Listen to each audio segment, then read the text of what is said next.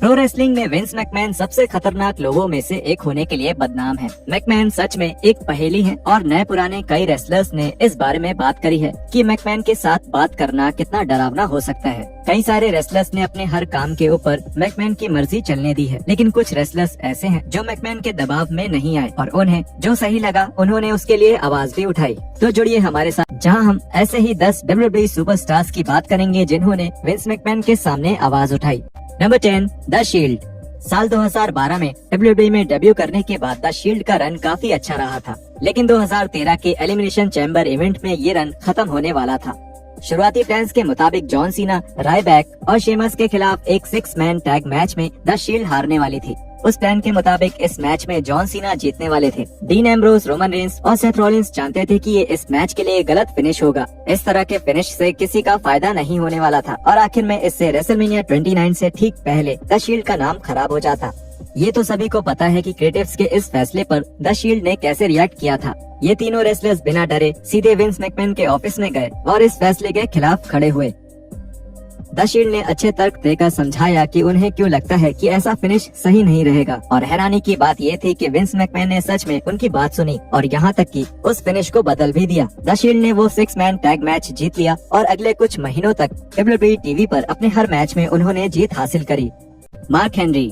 2011 में mark Henry पर किया गया प्रैंक बहुत ज्यादा भारी पड़ गया और इसकी वजह से हेनरी की विंस मैकमैन से बहस हो गई थी और वो वहीं के वहीं WWE को छोड़ने भी वाले थे। हेनरी को सिन कारा के साथ एक डार्क मैच करना था, लेकिन कारा उस मैच के लिए आई ही नहीं। इसकी वजह से मार्क हेनरी को बहुत शर्मिंदगी हुई। क्रिस वैन ब्लेड के साथ एक इंटरव्यू में मार्क हेनरी ने बताया कि उन्हें उस समय इतना गुस्सा क्यों आया था और हेनरी ने इसकी एक बिल्कुल जायज वजह भी बताई। मुझे बेइज्जती महसूस हुई, मुझे शर्मिंदगी महसूस हुई। मैंने अब तक जितना काम किया, जितने सैक्रिफाइसेस किए, उसके लिए तुम कह सकते हो कि अरे तुम्हें तो उसके लिए बहुत पैसे मिले, लेकिन पता है क्या, मुझे इतने भी पैसे नहीं मिले थे कि मैं अपनी इज्जत का मजाक बनवा दूं और एक आदमी के तौर पर अपना सम्मान खो दूं। उसकी कोई कीमत नहीं होती और जब वो हुआ मुझे लगा ठीक है, मुझे बदला जा सकता है, मैं इनके काम का नहीं हूँ, ये मेरी इज्जत नहीं करते। अब क्योंकि मैं एक आदमी हूँ, मैं अपनी बात विंस और वहाँ मौजूद सभी लोगों से बोल पाया। बस ये जान लो कि मैं कौन हूँ, क्योंकि अब ये वापस कभी नहीं होना चाहिए और अगर हुआ तो हमारे बीच बात करने के लिए कुछ नहीं बचेगा। हेनरी ने इसके बाद बताया कि इस गुस्से को उन्होंने अपने हॉल ऑफ फेम के किरदार में इस्तेमाल किया, जो हेनरी का सबसे बेहतरीन और सफल रन वाला किरदार भी माना जाता है। The godfather. 1999 में द गॉडफादर को कार्ड पर अपनी जगह बनाने में मुश्किल हो रही थी और इसकी वजह से वो अपना गुस्सा निकालने के लिए सीधे विंस मैकमैन के पास पहुंच गए। मैकमैन ने कहा कि टीवी से दूर रहना कभी कभी फायदेमंद भी हो सकता है, लेकिन गॉडफादर ने उनकी बात नहीं मानी और उनसे उनकी बातों का मतलब पूछने लगे। इसी वजह से पुराने इंटरकॉन्टिनेंटल चैंपियन रह चुके इस रेसलर को टीवी पर 1 मिनट के स्क्वैश मैच के लिए बुक कर दिया गया, जो साफ तौर पे अपने बॉस के खिलाफ खड़े होने के लिए एक सजा थी। Stories with Briscoe and Bradshaw पर उन्होंने इस वाक्य के बारे में बात करी। मैं अंदर गया और विंस से बात करी। मैंने उन्हें अपनी बात समझाई।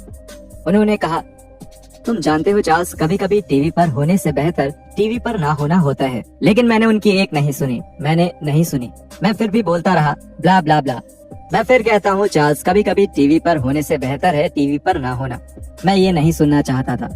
ठीक है, मैं तुम्हें टीवी पर डाल दूंगा। तुम टीवी पर आना चाहते हो ना, मैं तुम्हें टीवी पर डाल दूंगा। फिर नया कार्ड बाहर आता है, ठीक है, गॉडफादर ट्रिपल एच, साथ में कोई लड़की नहीं और सिर्फ 1 मिनट। Rob Van Dam. Rob Van Dam हमेशा से ही एक ऐसे रेसलर रहे हैं जो नियमों के खिलाफ जाते हैं और खुद को उस जगह से तुरंत हटा लेते हैं जहां उन्हें अच्छा नहीं लगता। साल 2000 में विंस मैकमैन चाहते थे कि RVD इराक में सालाना होने वाले tribute to the troop show में हिस्सा ले, लेकिन RVD ने मैकमैन को बोल दिया कि उन्हें उस इवेंट में जाने में कोई दिलचस्पी नहीं है।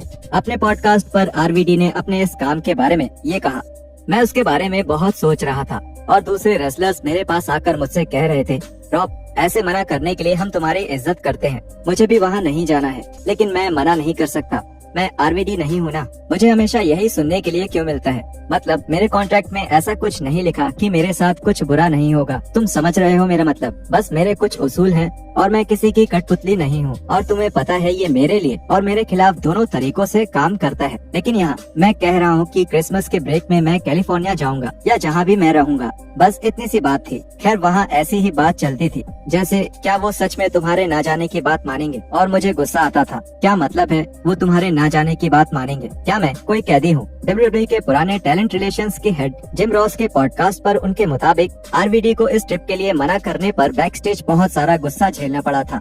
बेशक बैक स्टेज में बहुत गर्मा गर्मी थी, विंस को ये कहीं न कहीं देश के खिलाफ जाने वाली हरकत लग रही थी।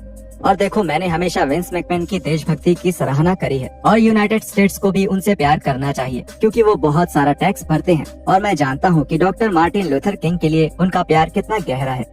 आमेन। लेकिन कभी कभी आप इस बात को ज्यादा ही बड़ा बना देते हैं। अब ये बात है, मैं इसको कुछ ऐसे ही मानूंगा। विंस वो नहीं जाना चाहते थे क्योंकि उसे वहाँ जाना सही नहीं लगता।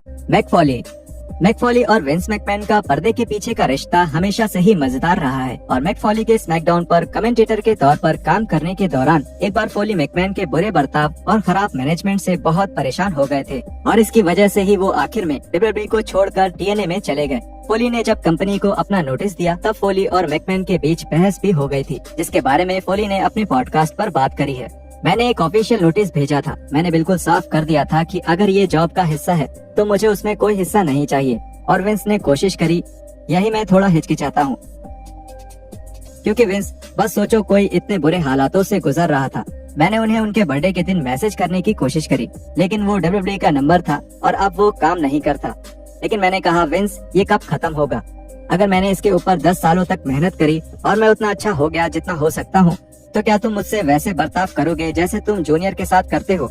और फिर वो मेरे बहुत करीब आए और उन्होंने कहा, तुम्हें लगता है मैं उसके साथ गलत बर्ताव करता हूँ? मैंने कहा, मुझे लगता है तुमने उसकी जिंदगी जरूरत से ज्यादा मुश्किल कर दी। और ये सच था।